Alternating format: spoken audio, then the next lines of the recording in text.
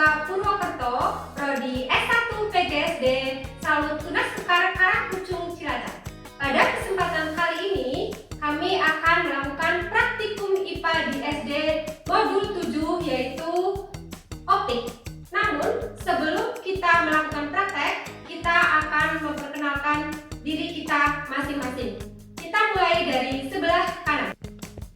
Perkenalkan, nama saya Fitri Fatimah Tuzara dengan NIM 857629224. Perkenalkan, nama saya Salisa dengan NIM 857631578. Perkenalkan, nama saya Lukman Hasanuddin, NIM 857631879. Perkenalkan, nama saya Tri Suparti Ningsih dengan NIM 857628208.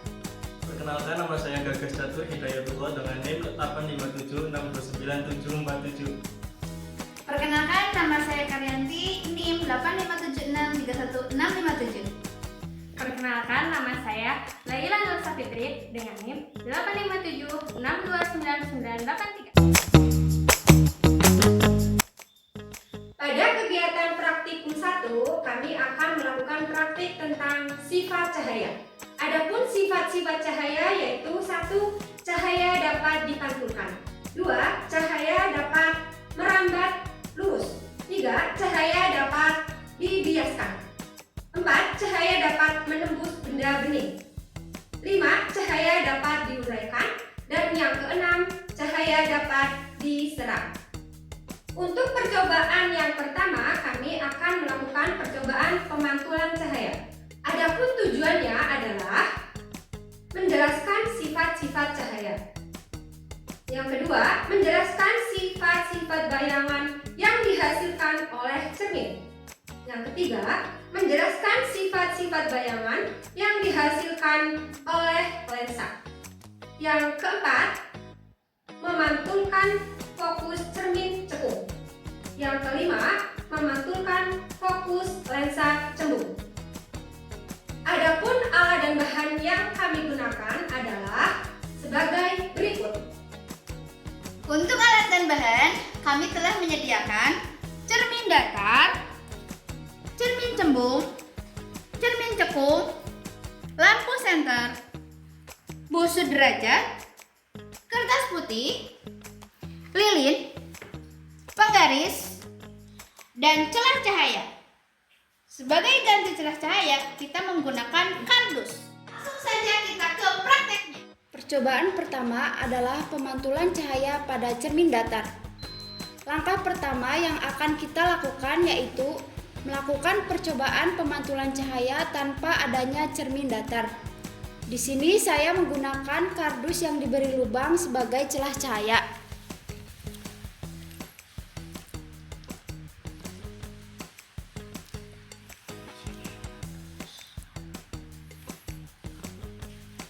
Kemudian kita nyalakan senter. Cahaya senter menembus celah cahaya dan kita lihat di sini tidak ada pemantulan cahaya sehingga tidak menghasilkan sudut pantulan cahaya. Langkah kedua, kita akan melakukan percobaan di mana senter, celah cahaya dan cermin pada posisi yang sejajar. Di sini senter dengan celah cahaya memiliki jarak 10 cm.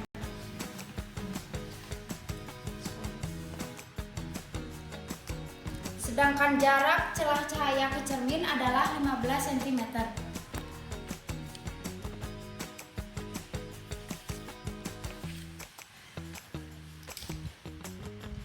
Di sini kita dapat melihat cahaya menembus celah cahaya dan menuju ke cermin datar sehingga cahaya memantul searah dengan cahaya yang datang dari senter. Selanjutnya kita akan melakukan percobaan menggunakan busur derajat.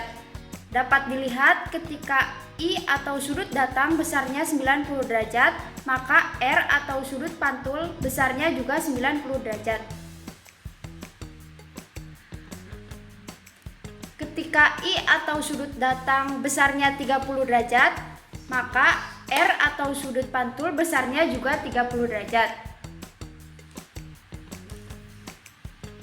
Ketika I atau sudut datang besarnya 60 derajat, maka R atau sudut pantul besarnya juga 60 derajat. Cobaan selanjutnya, kami akan meletakkan benda. Dalam hal ini, kami menggunakan lilin. Kami letakkan di depan cermin datar dan kami akan mengamati bayangannya selama benda itu kami geser-geserkan di depan cermin datar.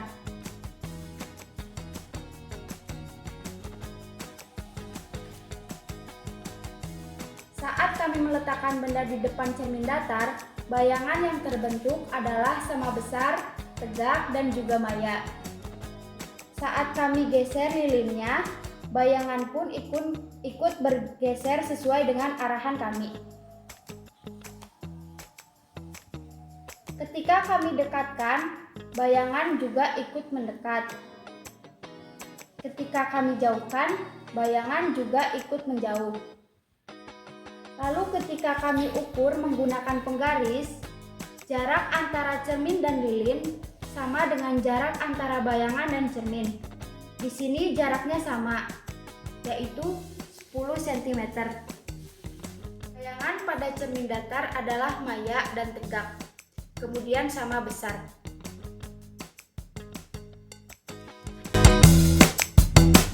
Praktek kami dapat disimpulkan sifat bayangan yang dibentuk oleh cermin datar adalah bayangan bersifat maya, bayangan bersifat tegak, tidak terbalik, bayangan sama besar dengan benda aslinya, jarak bayangan ke cermin sama dengan jarak benda ke cermin.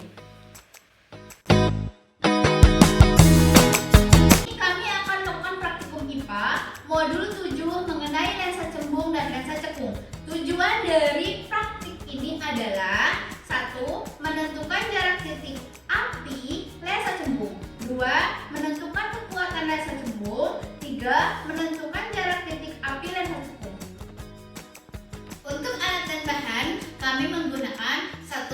Cermin cekung, lensa cembung, lilin, penggaris, dan layar putih. Kami akan melaksanakan praktek. Jika jarak antara lilin dan lensa 40 cm, maka bayangan fokusnya berada di 14 cm jarak antara lensa dan layar. Jika jarak antara lilin dan lensa 30 cm, maka bayangan fokusnya berada di 18 cm jarak antara lensa dan layar. Jika jarak antara lilin dan lensa 20 cm, maka bayangan fokusnya berada di 27 cm jarak antara lensa dan layar. Jika jarak antara lilin dan lensa 15 cm, maka bayangan fokusnya berada di 45 cm jarak antara lensa dan layar. Bahan kedua, pemantulan cahaya pada cermin cembung. Sebelum menggunakan cermin cembung di layar tidak terlihat adanya tanda bekas cahaya. Lalu saat kita gunakan cermin cembung dan posisi dari layar kita rubah mendekati arah cahaya lilin, di sini juga tidak terlihat jelas tanda adanya berkas cahaya. Karena sifat dari cermin cembung adalah menyebarkan pantulan cahaya. Kesimpulan sifat bayangan yang dibentuk oleh cermin adalah: yang pertama, bayangan bersifat maya. Yang kedua, bayangan tegak atau tidak terbalik. Yang ketiga, bayangan lebih kecil dari benda aslinya. Yang keempat, bayangan tampak berada di belakang cermin. Yang kelima, semakin benda jauh dari cermin, bayangan akan tampak semakin kecil dan semakin dekat ke titik fokus cermin.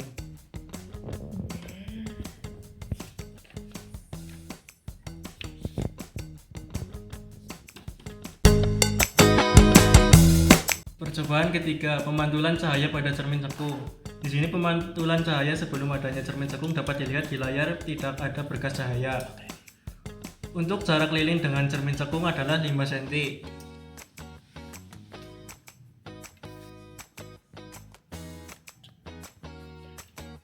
Dan untuk jarak lilin dengan layar adalah 30 cm.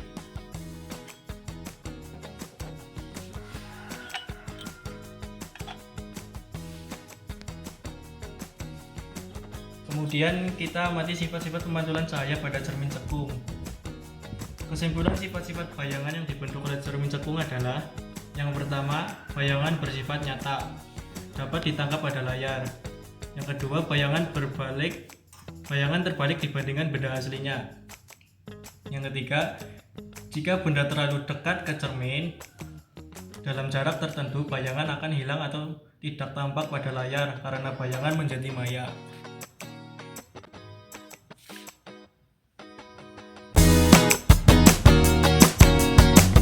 Berikut adalah sifat-sifat cahaya, yaitu yang pertama, cahaya dapat merambat lurus.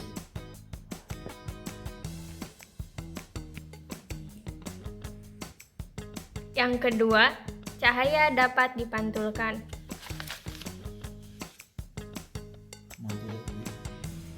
Tiga, cahaya dapat dibiaskan. Yang keempat, cahaya dapat menembus benda bending.